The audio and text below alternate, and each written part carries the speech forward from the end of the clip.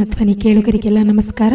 ಇದು ನಿಮ್ಮ ನೆಚ್ಚಿನ ಹಾಗೂ ಮೈಸೂರಿನ ಮೊಟ್ಟಮೊದಲ ಸಮುದಾಯ ಬಾನುಲಿ ಕೇಂದ್ರ ಜನಧ್ವನಿ 90.8 ಕಂಪನಾಂಕದಲ್ಲಿ ಸರಗೂರಿನಿಂದ ಪ್ರಸಾರವಾಗುತ್ತಿದೆ. ಆತ್ಮೀಯರೇ, ಎಲ್ಲರಿಗೂ ಎಂದಿನಂತೆ ಆರೋಗ್ಯದಂಗಳ ಕಾರ್ಯಕ್ರಮಕ್ಕೆ ಆತ್ಮೀಯವಾದ ಸ್ವಾಗತ.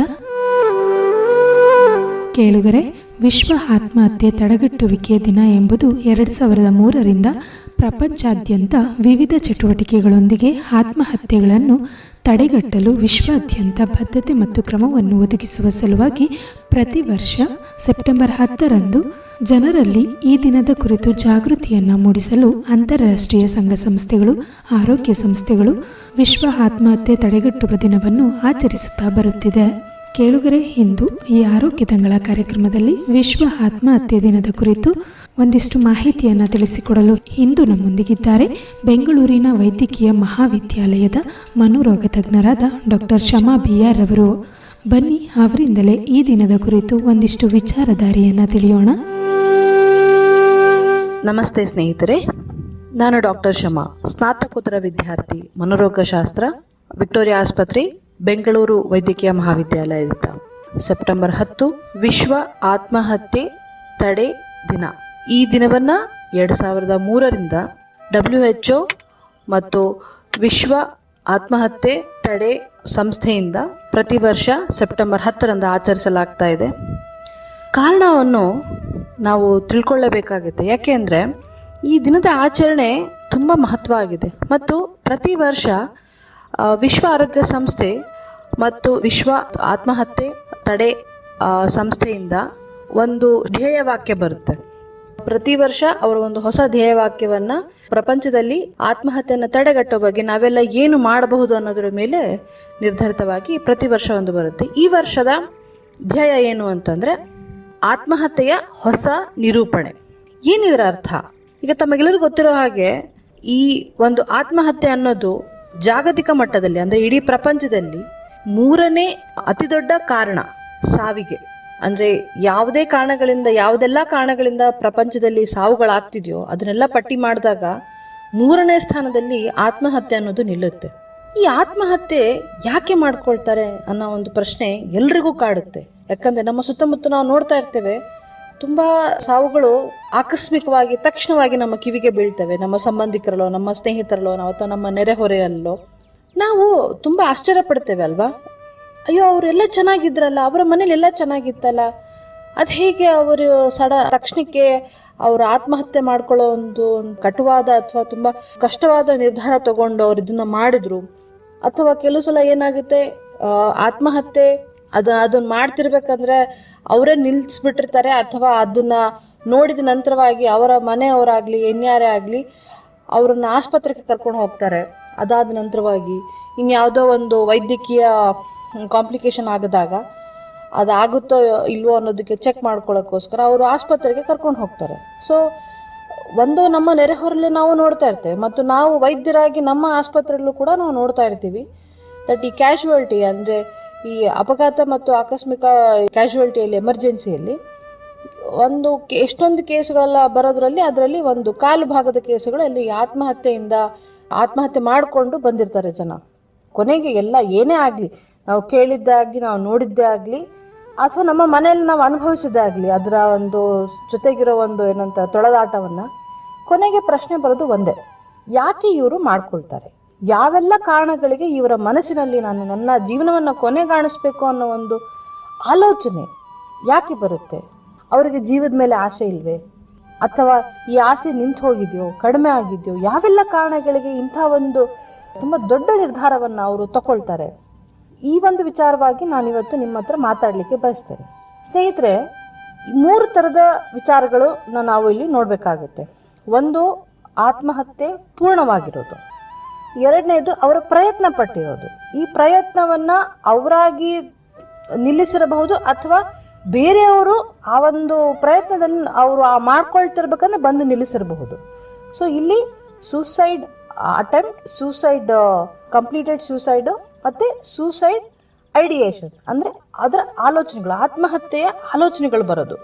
ಸೊ ಇನ್ನು 3 ಪ್ರಕ್ರಿಯೆಗಳಲ್ಲಿ ಇದಾಗುತ್ತೆ. ಯಾರಿಗೂ ಈ ತಕ್ಷಣಕ್ಕೆ ನಾನು ಮಾಡ್ಕೊಳ್ಳೇಬೇಕು ಅಂತ ಹೋಗಿ ತಕ್ಷಣಕ್ಕೆ ಮಾಡ್ಕೊಳ್ಳೋದಿಲ್ಲ. ಒಂದು ಮೊದಲು ಆಲೋಚನೆ ಬರುತ್ತೆ, ಆ ಆಲೋಚನೆ ತೀವ್ರತರವಾಗಿ ಆನಂತರ ಅವರು ಪ್ರಯತ್ನ ಮಾಡ್ತಾರೆ. ಆದರೆ ಈ ನಾವು ಕಾರಣಗಳನ್ನು ನೋಡ್ತೀವಿ, ಇದೊಂದು ಪ್ರಾಸೆಸ್ಸು. ಈ ಪ್ರಾಸೆಸ್ಸು ಕಾರಣಗಳ ಮೇಲೆ ನಿರ್ಧರಿತವಾಗಿರುತ್ತೆ. ಅಂದರೆ ಇದು ಏನು ಡ್ಯೂರೇಷನಲ್ಲಿ, ಇದರ ಸಮಯ ಮಿತಿ ಏನು, ಈ ಒಂದೊಂದು ಸ್ಟೆಪ್ ಆಲೋಚನೆ ಬರೋದಕ್ಕೂ ಆಲೋಚನೆಯಿಂದ ಪ್ರಯತ್ನ ಮಾಡೋದಕ್ಕೂ ಅದು ಕಂಪ್ಲೀಟ್ ಆಗೋದಕ್ಕೂ ಈ ವ್ಯತ್ಯಾಸ ಇರುತ್ತೆ, ಅವಧಿಯ ವ್ಯತ್ಯಾಸ ಇರುತ್ತೆ. ಅದು ಕಾರಣಗಳ ಮೇಲೆ ನಿರ್ಭರಿತವಾಗಿರುತ್ತೆ. ಈ ಕಾರಣಗಳನ್ನು ನೋಡ್ಕೊಂಡು ಬಂದಾಗ ನಾವು ಜಾಗತಿಕ ಮಟ್ಟದಲ್ಲಿ ಹೆಚ್ಚಾಗಿ ಪಾಶ್ಚಾತ್ಯ ದೇಶಗಳಲ್ಲಿ ಅವರು ಇದರ ಬಗ್ಗೆ ಗಂಭೀರವಾಗಿ ಅಧ್ಯಯನ ಮಾಡಿದ್ದಾರೆ.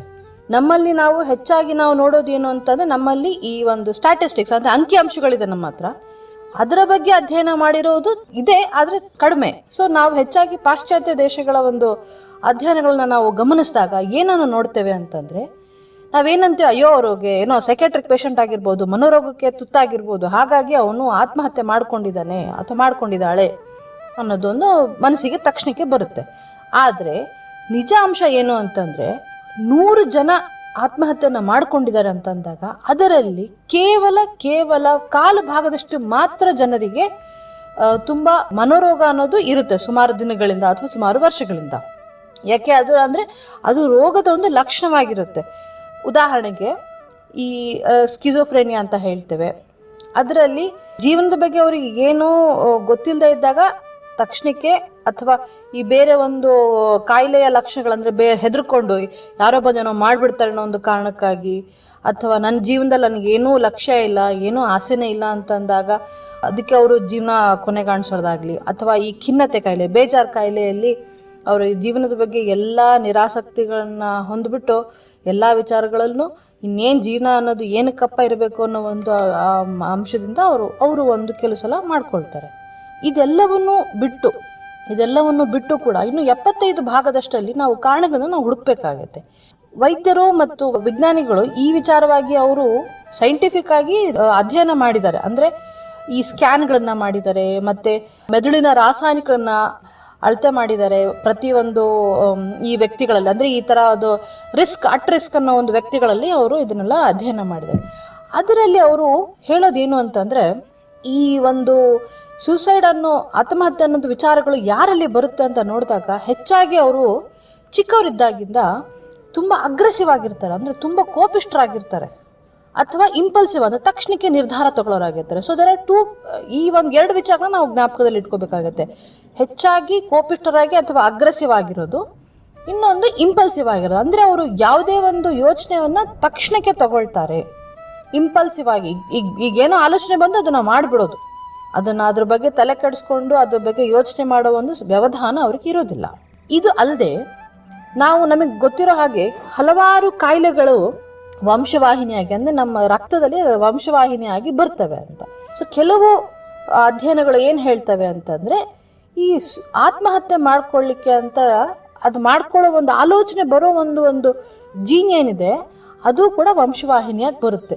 ಸೊ ಹಾಗಾಗಿ ನಮ್ಮ ಮನೋರೋಗದಲ್ಲಿ ನಾವು ಯಾರೋ ಒಬ್ರು ಬಂದಾಗ ನಾವೇನು ಮಾಡ್ತೇವೆ, ಅವ್ರಿಗೆ ನಾವು ಪ್ರಶ್ನೆಗಳನ್ನು ಕೇಳ್ತೇವೆ. ಈ ಥರ ಒಂದು ನಾರ್ಮಲ್ ಆಗಿ ಸಾಧಾರಣವಾಗಿ ನಮ್ಮ ಹತ್ರ ಬಂದಾಗ ನಾವು ಕೇಳ್ತೇವೆ, ನಿಮ್ಮ ಮನೆಯಲ್ಲಿ ಯಾರಾದರೂ ಆತ್ಮಹತ್ಯೆ ಮಾಡ್ಕೊಂಡಿದ್ದಾರಾ, ಯಾರು ಮಾಡ್ಕೊಂಡಿದ್ದಾರೆ, ಮತ್ತು ನೀವೇನಾದರೂ ಮಾಡ್ಕೊಂಡಿದ್ದಲ್ಲಿ ಎಷ್ಟು ಸಮಯ ಮಾಡ್ಕೊಂಡಿದ್ದೀರಾ, ಅದು ಕೇವಲ ಆಲೋಚನೆ ಆಗಿದೆಯಾ ಅಥವಾ ಪ್ರಯತ್ನವಾಗಿದೆಯಾ, ಆ ಥರವನ್ನು ನಾವು ಕೇಳ್ಕೊಳ್ತೇವೆ. ಯಾಕೆ ಅಂತಂದರೆ, ನಾವು ವಂಶದಲ್ಲಿ ನಮಗೆ ಹೆಚ್ಚು ಅದ್ರ ಬಗ್ಗೆ ಆತ್ಮಹತ್ಯೆಗೆ ತುತ್ತಾಗಿರೋರ್ದು ಸಂಖ್ಯೆ ಗೊತ್ತಾಯಿತು ಅಂದರೆ, ಓಕೆ, ಈ ವ್ಯಕ್ತಿ ನನ್ನ ಹತ್ರ ಬಂದಿರೋ ವ್ಯಕ್ತಿ ಇವರಿಗೆ ಎಷ್ಟು ರಿಸ್ಕ್ ಇದೆ ಅನ್ನೋದು ನಮಗೆ ಅರ್ಥ ಮಾಡ್ಕೊಳ್ಳಿಕ್ಕೆ ಅದು ಸಹಾಯ ಮಾಡುತ್ತೆ. ಇನ್ನೊಂದೇನು ಅಂತಂದರೆ, ನಾವು ಕೆಲವು ಮಕ್ಕಳಲ್ಲಿ ನೋಡ್ತೇವೆ, ತುಂಬ ಸಡನ್ನಾಗಿ ಅವರು ಕೋಪ ಮಾಡ್ಕೊಳ್ಳೋದು, ಅಥವಾ ವ್ಯಕ್ತಿಗಳಾಗಿ ಚಿಕ್ಕವರಿಂದಾಗ ನಾವು ಗಮನಿಸಿದಾಗ ಅವರು ಒಂದು ಹದಿಹರೆಯದ ವಯಸ್ಸಿನಿಂದ ಅವರಿಗೆ ತುಂಬ ಕೋಪ ಬರುತ್ತೆ, ಮತ್ತೆ ಅವ್ರು ಬೇಗ ನಾರ್ಮಲ್ ಆಗ್ತಾರೆ, ಮತ್ತೆ ಅವರು ಸಾಧಾರಣವಾಗಿ ಎಲ್ಲವನ್ನು ಮಾಡ್ಕೊಳ್ತಾರೆ. ಮತ್ತು ಯಾರೋ ಏನೋ ಹೇಳಿದ್ರೆ ಅದು ತಕ್ಷಣವಾಗಿ ಅದನ್ನು ರಿಯಾಕ್ಟ್ ಮಾಡೋದು, ಅದಕ್ಕೆ ಸ್ಪಂದಿಸೋದು, ಅಥವಾ ಅದನ್ನು ಕೇಳಿಸ್ಕೊಂಡು ಅದ್ರ ಪ್ರಕಾರನೇ ಮಾಡೋದು, ಅಥವಾ ಅದಕ್ಕೆ ತದ್ವಿರುದ್ಧವಾಗಿ ಮಾಡೋದು, ಆಪೋಸಿಟ್ ಆಗಿ ಮಾಡೋದು. ಸೊ ಇದನ್ನ ಇಂಪಲ್ಸಿವ್ ಬಿಹೇವಿಯರ್, ಅಂದರೆ ಯಾವುದೇ ಒಂದು ವಿಚಾರಕ್ಕೆ ನಾನು ಯೋಚನೆ ಮಾಡೋದಿಲ್ಲ. ಸೊ ಇದು ಏನಾಗುತ್ತೆ, ಜೀವನದಲ್ಲಿ ನಾವು ಸಾಕಷ್ಟು ಏಳು ಬೀಳುಗಳನ್ನ ನೋಡ್ತಿರ್ತೇವೆ ನಮ್ಮ ಜೀವನದಲ್ಲಿ, ನಾವು ಪ್ರತಿಯೊಂದು ಘಟ್ಟದಲ್ಲೂ ಕೂಡ. ಆವಾಗ ಈ ಏಳು ಬೀಳುಗಳು ಬಂದಾಗ ನನ್ನ ಒಂದು ವ್ಯವಧಾನ, ಆ ಒಂದು ಪರಿಸ್ಥಿತಿನ ಅರ್ಥ ಮಾಡ್ಕೊಳ್ಳೋಕ್ಕೆ, ನನ್ನ ಸುತ್ತಮುತ್ತ ಇರೋ ಜನರನ್ನ ಅರ್ಥ ಮಾಡ್ಕೊಳ್ಳೋಕ್ಕೆ ನನ್ನ ಹತ್ರ ವ್ಯವಧಾನ ಇರೋದಿಲ್ಲ. ಅಥವಾ ವ್ಯವಧಾನ ಇದ್ರುದನ್ನು ನನಗೆ ಹೊರಗಡೆ ತೋರ್ಪಡಿಸೋದು ನನಗೆ ಬರಲ್ಲ, ಅಂದರೆ ಎಕ್ಸ್ಪ್ರೆಸ್ ಮಾಡೋದು. ಸೊ ಹಾಗಾಗಿ ಏನಾಗುತ್ತೆ, ಈ high aggressive high impulsive people low aggressive and low impulsive ಪೀಪಲ್ಗೆ ನಾವು ಹೋಲಿಸಿದಾಗ ಇವರಲ್ಲಿ ಈ ಜೀವನದ ಬಗ್ಗೆ, ಈ ಜೀವನವನ್ನು ಕೊನೆಗಾಣಿಸೋದು ಆಲೋಚನೆಗಳು ತುಂಬ ಜಾಸ್ತಿ ಬರ್ತವೆ. ಸೊ ಹಾಗಾಗಿ ಅವರಲ್ಲಿ ನಾವು ಇನ್ನೊಂದು ಏನು ಕಂಡು ಬಂದಿರೋದಂದರೆ, ಅವರ ಭಾವನೆಗಳನ್ನು ಅವರು ಕಂಟ್ರೋಲ್ ಮಾಡೋ ಒಂದು ಗುಣ ಅವರಲ್ಲಿ ಕಡಿಮೆ ಆಗಿರುತ್ತೆ. ಯಾಕೆ ಅಂತಂದ್ರೆ ಅದು ಜೈವಿಕವಾಗಿ ಅವರ ಒಂದು ವ್ಯಕ್ತಿತ್ವದ ಭಾಗ ಅದು. ಆದರೆ ಈಗ ತಡೆ ಬಗ್ಗೆ ಮಾತು ಬಂದಾಗ, ಈಗ ಜೈವಿಕವಾಗಿ ಬಂದಿರೋ, ವಂಶವಾಹಿನಿಯಾಗಿ ಬಂದಿರೋ ಒಂದು ಅಥವಾ ಜೀವನದಲ್ಲಿ ಆಗೋ ಏಳು ಬೀಳುಗಳೆಲ್ಲ ನಮ್ಮ ಒಂದು ಕಂಟ್ರೋಲಿಂದ ಹೊರಗಡೆ ಇದೆ. ಅದು ನಾವೆಲ್ಲವನ್ನೂ ಕೂಡ ನಾವು ಹಿಡಿದಿಟ್ಕೊಳ್ಳೋಕ್ಕಾಗೋದಿಲ್ಲ ಅಲ್ವಾ. ಹಾಗಾಗಿ ಇದನ್ನೆಲ್ಲವನ್ನು ಬಿಟ್ಟಾಗ, ಈ ಆಲೋಚನೆಗಳು ಮನಸ್ಸಿಗೆ ಬಂದಾಗ ಅಥವಾ ನಾನು ಪ್ರಯತ್ನ ಪಟ್ಟಾಗ ಸುತ್ತಮುತ್ತಲ ಇರೋರಿಗೆ ಸ್ವಲ್ಪವಾದರೂ ಅದರ ಒಂದು ಬಗ್ಗೆ ಒಂದು ಮಾಹಿತಿ ಹೋಗುತ್ತಲ್ವಾ. ನಮ್ಮ ಸ್ನೇಹಿತರಾಗ್ಲಿ ಅಥವಾ ನಮ್ಮ ಮನೆಯವರಿಗಾಗ್ಲಿ ಮೊದಲನೇದಾಗಿ, ಮತ್ತೆ ಈ ಉದ್ಯೋಗದಲ್ಲಿ ನಾವು ನಮ್ಮ ಸಹೋದ್ಯೋಗಿಗಳಲ್ಲಾಗ್ಲಿ ಸಹಪಾಠಿಗಳಲ್ಲಾಗ್ಲಿ ಶಾಲೆ ಕಾಲೇಜುಗಳಲ್ಲಿ ನಮಗೆ ಅದ್ರ ಬಗ್ಗೆ ಒಂಚೂರು ಮಾಹಿತಿ ಬರುತ್ತೆ. ಈಗ ತಡೆ ವಿಚಾರ ಬಂದಾಗ ಆ ಮಾಹಿತಿನ ನಾವು ಯಾವ ರೀತಿ ಉಪಯೋಗಿಸ್ಕೋಬೇಕು? ಯಾಕಂದ್ರೆ ನಮ್ಗೆಲ್ಲರೂ ಗೊತ್ತಿರೋ ಒಬ್ಬ ವ್ಯಕ್ತಿ, ದೊಡ್ಡವರಾಗಿರ್ಲಿ ಚಿಕ್ಕವರಾಗಲಿ, ಹೆಣ್ಣಾಗಿರ್ಲಿ ಗಂಡಾಗಿರ್ಲಿ, ಯಾವುದೇ ಪ್ರವರ್ಗಕ್ಕೆ ಸೇರಿದಾಗಲಿ, ತುಂಬ ಶ್ರೀಮಂತರಾಗಿರ್ಲಿ ಅಥವಾ ತುಂಬ ಕಡು ಬಡವರಾಗಿರ್ಲಿ, ಯಾವುದೇ ಜಾತಿಯವರಾಗಿರ್ಲಿ, ಒಂದು ಜೀವದ ಲಾಸ್ ಅಂತ ನಾವೇನು ಹೇಳ್ತೀವಿ, ಒಂದು ಆತ್ಮಹತ್ಯೆ ಆದಾಗ ಒಂದು ಜೀವ ನಾವೇನು ಕಳ್ಕೊಳ್ತೀವಿ, ಅದರಿಂದ ಎಷ್ಟೊಂದು ತೊಂದರೆಗಳಾಗುತ್ತೆ ಅನ್ನೋದು ಆ ಮನೆಯವರಿಗೆ ಮತ್ತೆ ಆ ವ್ಯಕ್ತಿಗೆ ಸುತ್ತಮುತ್ತ ಇರೋರಿಗೆ ಮಾತ್ರ ಗೊತ್ತಾಗುತ್ತೆ. ಅದು ಒಂದು ಭರಿಸಲಾಗದ ನಷ್ಟ ಅದು.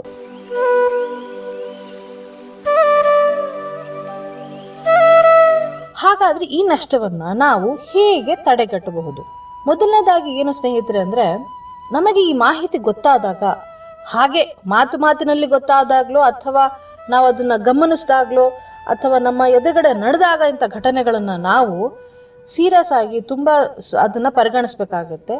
ಪರಿಗಣಿಸ್ಬಿಟ್ಟು ಇವರನ್ನು ಒಂಚೂರು ಫಾಲೋ ಅಪ್ ಮಾಡ್ಬೇಕಾಗುತ್ತೆ. ನಾನು ಅವ್ರನ್ನ ಅವಲೋಕನ ಮಾಡ್ಬೇಕಾಗತ್ತೆ, ಅವರ ಭಾವಗಳನ್ನ, ಅವರ ಏನಂತಾರೆ, ಅವರು ದಿನನಿತ್ಯದ ರುಟೀನನ್ನು ನಾನು ಎಲ್ಲವನ್ನು ಸ್ವಲ್ಪ ನೋಡ್ಬೇಕಾಗತ್ತೆ. ಯಾಕಂದ್ರೆ ಆ ನಷ್ಟ ಆಯ್ತು ಅಂದ್ರೆ ನಮಗೆ ಅದು ಮೊದಲನೇದಾಗಿ ಅದು ತಾಗೋದು ಅನ್ನೋದನ್ನ ನಿಜ ನಮ್ಗೆ ಗೊತ್ತಿರುತ್ತಲ್ವಾ. ಸೊ ಹಾಗಾಗಿ ಅದನ್ನು ತಡಿಬೇಕು ಅನ್ನೋದಾಗಿದೆ. ಏನು ಮಾಡಬೇಕು? ಇದನ್ನ ಮೊದಲು ಗಮನಿಸಬೇಕು. ಹೌದು, ಇವರಿಗೆ ಪದೇ ಪದೇ ಈ ತರದ ಆಲೋಚನೆಗಳು ಬರ್ತಾ ಇದೆ, ಮಾತಿನಲ್ಲಿ ಅವರು ಸಾಯೋ ಬಗ್ಗೆ ಮಾತಾಡ್ತಾ ಇದ್ದಾರೆ, ಪ್ರಯತ್ನ ಒಂದಲ್ಲ 2-3 ಪ್ರಯತ್ನ ಮಾಡ್ತಾ ಇದ್ದಾರೆ, ಆದ್ರೆ ಯಾವುದೋ ಕಾರಣಕ್ಕೆ ಅವರು ಹಿಡಿದಿಟ್ಕೊಂಡಿದ್ದಾರೆ ಅಥವಾ ಮನೆಯವರು ಅದನ್ನ ಹಿಡಿದಿದ್ದಾರೆ ಅಂತಂದಾಗ, ನಾವು ಅವರಿಗೆ ಮನೋರೋಗ ಕಾಯಿಲೆ ಇಲ್ಲ ಅಂದರೂ ಸಹ ಅವರನ್ನ ನಾವು ಮನೋರೋಗ ವೈದ್ಯರ ಹತ್ರ ಕರ್ಕೊಂಡು ಹೋಗ್ಬೇಕಾಗತ್ತೆ. ಅವಾಗ ಏನಾಗುತ್ತೆ ಅಂದ್ರೆ, ನಾವು ಅವರನ್ನ ವ್ಯಕ್ತಿತ್ವದ ಲಕ್ಷಣಗಳನ್ನ ನಾವು ಗಮನಿಸ್ತಾ ಹೋಗ್ತೇವೆ. ಅವರಿಗೆ ಮಾತಾಡ್ತಾ ಇರ್ಬೇಕಂದ್ರೆ ನಾವು ಅವ್ರ ಜೊತೆ ಅದನ್ನೆಲ್ಲವನ್ನು ಕೂಡ ನಾವು ನೋಡಿ ಅವರಿಗೆ ನಿಜವಾಗಿ ಅವರಿಗೆ ಭಾವನೆಗಳನ್ನ ಕಂಟ್ರೋಲ್ ಮಾಡೋದು, ಅದನ್ನ ಇಂಗ್ಲಿಷ್ನಲ್ಲಿ ಎಮೋಷನಲ್ ರೆಗ್ಯುಲೇಷನ್ ಅಂತ ನಾವು ಹೇಳ್ತೀವಿ.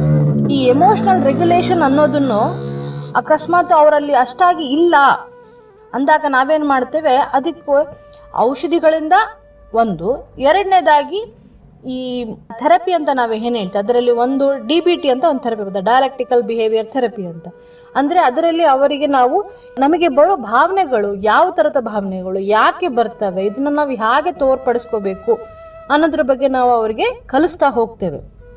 ಒಂದು 20 ಸೆಷನ್ ನಡೆಯುತ್ತೆ.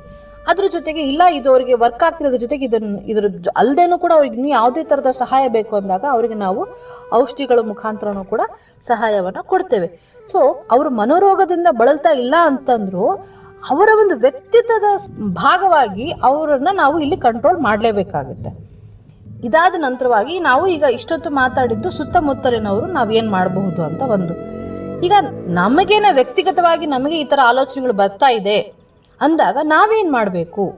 ತಮಗೆಲ್ಲರಿಗೂ ಗೊತ್ತಿದೆ, ನಿಮಾನ್ಸ್ ಅನ್ನೋದು ಬೆಂಗಳೂರಿನಲ್ಲಿರೋ ಒಂದು ದೊಡ್ಡದಾದ ಆಸ್ಪತ್ರೆ, ಮಾನಸಿಕ ರೋಗಕ್ಕೆ ಮತ್ತು ಈ ನರರೋಗಗಳಿಗೆ ಅಂತ ಒಂದು ಭಾರತ ದೇಶದಲ್ಲಿರೋ ಒಂದು ದೊಡ್ಡದಾದ ಆಸ್ಪತ್ರೆ.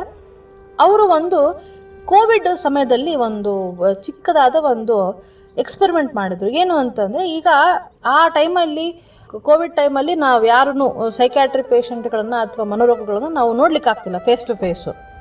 ಆಗ ಅವ್ರೇನು ಮಾಡಿದ್ರು, ವಾರ್ತಾಲಾಪ ಅಂದರೆ ಕಾಲ್ ಮುಖಾಂತರವಾಗಿ ನಾವು ಅವ್ರ ಹತ್ರ ಮಾತಾಡೋದು. ಅದಕ್ಕಾಗಿ ಅವರೊಂದು ನಂಬರ್ ಕೊಟ್ಟು ಟೆಲಿಮನಸ್ ಅನ್ನೋ ಒಂದು, ಅದು ತುಂಬ ಸಕ್ಸಸ್ ಆಯಿತು. ಹಾಗಾಗಿ ಅದನ್ನು ಏನು ಮಾಡಿದ್ರು, ಭಾರತ ಸರ್ಕಾರ ಅದನ್ನು ಮೆಂಟಲ್ ಹೆಲ್ತ್ ಪ್ರೋಗ್ರಾಮ್ ಅಂದರೆ ಮಾನಸಿಕ ಆರೋಗ್ಯ ಕಾರ್ಯಕ್ರಮದ ಭಾಗವಾಗಿ ಅದನ್ನು ಎಲ್ಲ ಒಂದು ರಾಜ್ಯಗಳಲ್ಲಿ ಅದನ್ನು ಸರ್ಕಾರಗಳು ನಡೆಸಬೇಕು ಅನ್ನೋದನ್ನು ಒಂದು ಜಾರಿ ಮಾಡಿದರು. ಅದಾದ ನಂತರವಾಗಿ ಈಗ ಟೆಲಿಮನಸ್ ಅನ್ನೋದು ಒಂದು ನಂಬರ್ ಇದೆ, 14416 ಅಂತ. ಈಗ ನಿಮಗೆ ನಿಮ್ಮ ಸುತ್ತಮುತ್ತ ಈ ಥರ ಆಲೋಚನೆಗಳು ಬಂದಾಗ ನಾನು ಯಾರ ಹತ್ರ ಇದನ್ನು ಹೇಳ್ಕೋಬೇಕು, ಇದನ್ನು ಯಾವ ರೀತಿಯಾಗಿ ನಾನು ನನ್ನ ಮನಸ್ಸಿನ ತೆಗೆದು ಹಾಕಬೇಕು ಅನ್ನೋದನ್ನು ಗೊತ್ತಾಗದೇ ಇದ್ದಾಗ ತಾವು ನೇರವಾಗಿ ಈ ನಂಬರ್ಗೆ ಕಾಲ್ ಮಾಡ್ಬೋದು.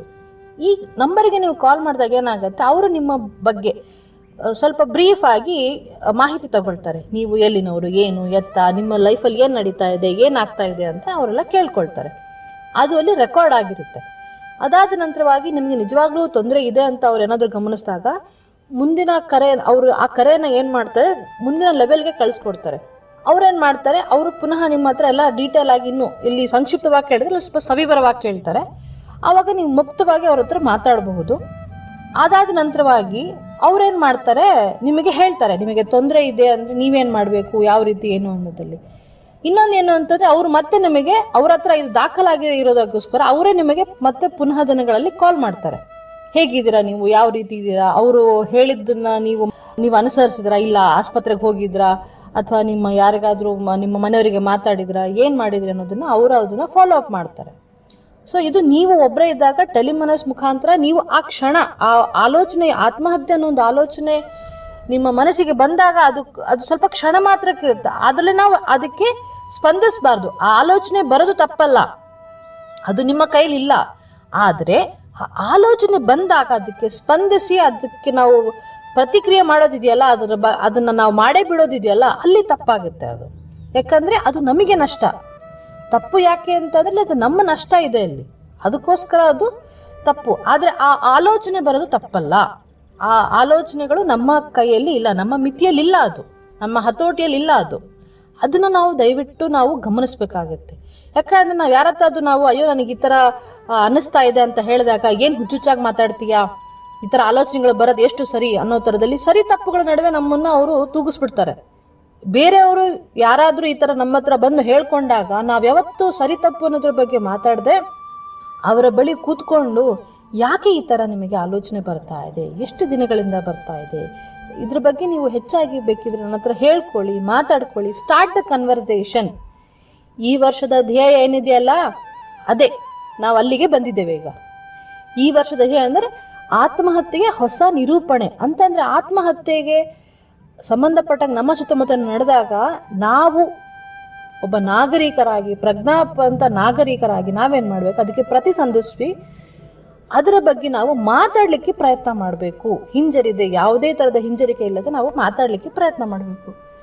ನಾವು ಮಾತಾಡಿದಾಗ ಏನಾಗುತ್ತೆ, ಯಾರು ಅಂತ ಆಲೋಚನೆಗಳಿರೋ ವ್ಯಕ್ತಿ ಏನು ಮಾಡ್ತಾರೆ, ನಮ್ಮ ಹತ್ರ ಮುಕ್ತವಾಗಿ ಮಾತಾಡಲಿಕ್ಕೆ ಪ್ರಯತ್ನ ಪಡ್ತಾರೆ. ಅವರು ಯಾವಾಗ ಆಲೋಚನೆಗಳು ಇದ್ದಾಗ ಅವ್ರ ಮನಸ್ಸಿನ ದುಗುಡಗಳನ್ನು ಎಲ್ಲವನ್ನು ಹೇಳ್ಕೊಂಡಾಗ ಸ್ವಲ್ಪ ಹಾಯ್ ಅನಿಸುತ್ತೆ. ಆ ಕ್ಷಣ ಅದು ತಪ್ಪಿ ಹೋಗುತ್ತೆ. ಸಾವಿನ ಆಲೋಚನೆ ಬರೋ ಒಂದು ಕ್ಷಣ ಇದೆಯಲ್ಲ, ಅದು ತಪ್ಪಿ ಹೋಗ್ಬಿಡುತ್ತೆ.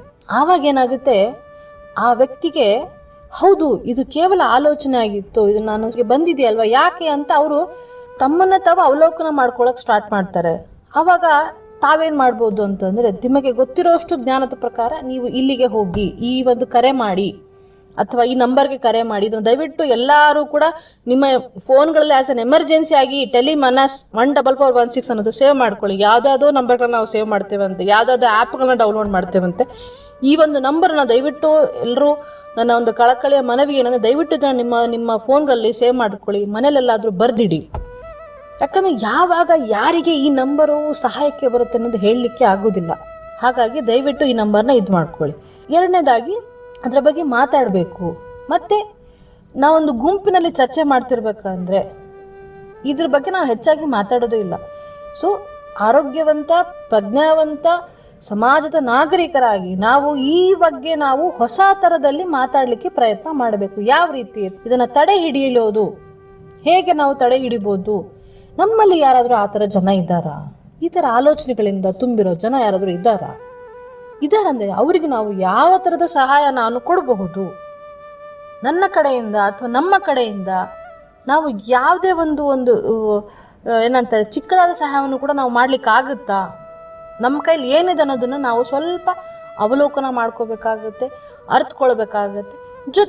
ಜೊತೆಗೆ ತಮ್ಮ ಒಂದು ಸುತ್ತಮುತ್ತ ಏನು ಜನ ಇರ್ತಾರೆ, ಮನೆಯವರಾಗಲಿ, ಈಗ ನಿಮ್ಮ ಒಂದು ಕೆಲಸದ ಮಿತಿಯಲ್ಲಿ ಅಥವಾ ನಿಮ್ಮ ಒಂದು ಪ್ರೊಫೆಷ್ನಲ್ ಲೆವೆಲಲ್ಲಿ ನೀವು ಅದನ್ನು ಯಾವ ರೀತಿ ನೀವು ಸಾಮಾಜಿಕವಾಗಿ ಮಾತಾಡಬಹುದು ಮತ್ತು ಈ ನಿಟ್ಟಿನಲ್ಲಿ ನಾವು ಯಾವ ಥರ ಕೆಲಸ ಮಾಡಬಹುದು ಅನ್ನೋದನ್ನ ನಾವು ಕೂಡ ಯೋಚನೆ ಮಾಡಬೇಕಾಗತ್ತೆ. ಒಬ್ಬ ಟೀಚರ್ ಆದಾಗ ತಾವು ದಯವಿಟ್ಟು ತಮ್ಮ ಶಾಲೆಯಲ್ಲಿ ಕಲಿತಿರೋ ಮಕ್ಕಳ ಮೇಲೆ ಒಂಚೂರು ಕಣ್ಣು ಹಾಕಿ ಅವ್ರನ್ನ ಅರ್ಥ ಮಾಡ್ಕೊಳ್ಳಿ, ನಿಮ್ಮ ಸಹೋದ್ಯೋಗಗಳಲ್ಲಿ ಅರ್ಥ ಮಾಡ್ಕೊಳ್ಳಿ. ಇಫ್ ಯುವರ್ ಅನ್ HR, ಈಗ ಇತ್ತೀಚೆಗೆ ಕಂಪ್ನಿಗಳಲ್ಲಿ ಹ್ಯೂಮನ್ ರಿಸೋರ್ಸ್ ಮ್ಯಾನೇಜ್ಮೆಂಟ್ ಅನ್ನೋ ಒಬ್ರು ಇರ್ತಾರೆ, ಒಂದು HR ಅನ್ನು, ಪ್ಲೀಸ್ ದಯವಿಟ್ಟು ಅವ್ರು ನಿಮ್ಮ ಹತ್ರ ಬಂದು ಕಂಪ್ಲೇಂಟ್ಗಳು ಹೇಳ್ತಿರ್ತಾರೆ. ಆವಾಗ ಕೆಲವು ಸಲ ಅವರು ತುಂಬ ರಜೆಗಳನ್ನು ತಗೊಳ್ತಿರ್ತಾರೆ, ಅವ್ರ ಕೆಲಸದಲ್ಲಿ ಅವರು ತುಂಬ ಲೋ ಪರ್ಫಾರ್ಮೆನ್ಸ್ ಕೊಡ್ತಾ ಇರ್ತಾರೆ. ಅಂಥ ಸಂದರ್ಭದಲ್ಲಿ ನೀವು ಅದನ್ನು ಸ್ವಲ್ಪ ಓಪನ್ ಅಪ್ ಆಗಿ ಮಾತಾಡಬೇಕು. ಯಾಕೆ ಆಗ್ತಾ ಇದೆ ಈ ಥರ ತೊಂದರೆಯನ್ನು ತಾವೇನಾದರೂ ಬಳಲ್ತಾ ಇದ್ದೀರಾ ಇದ್ರೆ ದಯವಿಟ್ಟು ಹೇಳಿ.